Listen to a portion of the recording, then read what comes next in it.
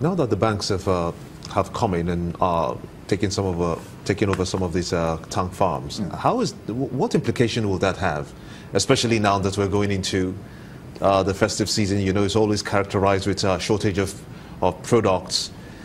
Is that going to be the same thing again? That's what we always say, that being a sole importer is not the end. You can import, but if you don't have the means of distribution, it's a problem. And that is why seizure of tank farms, seizure of retail outlets are things that should worry us, because those are the means of distribution. You know, sometimes in the past, you could have government having about 40 ships on the high seas because there's nowhere to put them. And it's going to be complicated by the mere fact that now even the receptacles are being taken over by the banks. So for us, just pay us. Once you pay, we'll do what we're supposed to do. It's our job to actually ensure that product is everywhere. It's not the principal work of government to start importing and distributing. At the same time? At the same time. But okay, now that we're looking at this, you say it's becoming more complex. Yeah. Because I'm wondering how the banks themselves, those farms that they've taken over, and maybe some of the other receptacles, as you said, is any work going on there right now? No.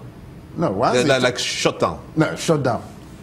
They have shut down, and it becomes more complex. You look at it from the point of, even after taking over, what are the banks doing with the tank farms? Absolutely nothing. Maybe they think of looking for buyers.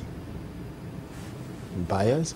Yeah, if you take over, you are not deriving any, you have not gotten back your money. So isn't it possible they could have come to an agreement saying, well, if we're taking over, some sort of agreement with maybe the original management, so you run it and then proceeds go certain places to keep the place running, rather than take it over and then nobody's running it?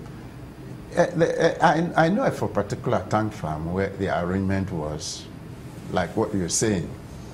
We bring in product. Banks even bring in their staff to supervise the sales. Okay, but is that a core function of a bank? I don't think so. All what we are saying is that if we are paid what we are owed, that arrangement wouldn't come up in the first instance. And it's hurting. It's hurting. How much are you owed? About $2 billion. And funnily, the agreement was that there should be, after the last reconciliation, there should be a cut-off date for the calculation of interest. But the banks are not even respecting that. So the interests are still going on since June. Why is the bank not respecting it? Is this not an agreement that the bank should keep to? Well, sometimes when you have somebody stronger than you, he can twist your arms anyhow. So we believe that those that were in the meeting when such agreements were made should insist that we respect that agreement.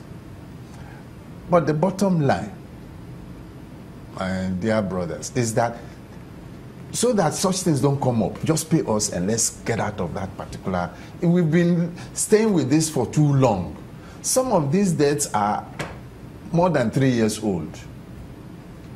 So why are we still there?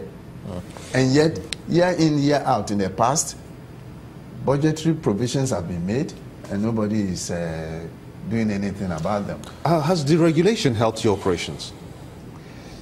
Deregulation, if you check very well in the around the first term of President Obasanjo, when he attempted to deregulate, that was what gave the impetus, the drive to establish all these tank farms.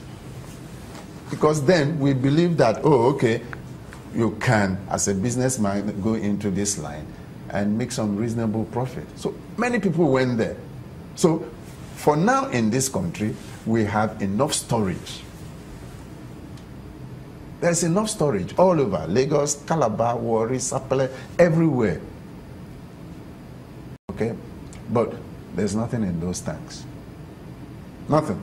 Or we have enough storage capacity. We have enough storage capacity. Yes, because there's no money to bring in the product.